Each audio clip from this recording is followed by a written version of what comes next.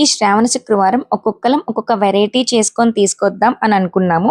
మేము మాత్రమే తినకోకుండా మా డిపార్ట్మెంట్‌లో ఉండే వాళ్ళకి కూడా ఇస్తే వాళ్ళు హ్యాపీ. సో, మేము హ్యాపీ. అందుకని ఒక్కొక్కలం ఒక్కోటి చేసుకొచ్చాము. నేనైతే రవ్వ కేసరి చేశాను. కలర్ అయితే చాలా లైట్‌గా వేశాను. అంత మంచిది కాదు కదా అని. ఇంకొక మేడమ్ వచ్చేసి గారెలు, ఇంకొకళ్ళు పులిహార, ఇంకొకళ్ళు వడలు. ఇట్లా ఒక్కొక్కలం ఒక్కొక్క ఐటెమ్ చేసి తీసుకొచ్చాము. వడలకి, గారెలకి కాంబినేషన్‌గా టొమాటో పచ్చడి కూడా చేసి తీసుకొచ్చారు. చింతపండు పులిహార అయితే నాకు చాలా బాగా నచ్చింది. దీని గురించి ఎందుకని ఇంత స్పెషల్‌గా చెప్తున్నానంటే, ఇక్కడ పింక్ కలర్ శారీ కట్టుకున్న ఆవిడ విజయ. ఆవిడ మా కోసం 4K లేచి ట్రై చేసి తీసుకొచ్చారు. సో, అందుకని స్పెషల్‌గా చెప్తున్నాను. మాకైతే వంటలన్నీ చాలా బాగా కుదిరినియి.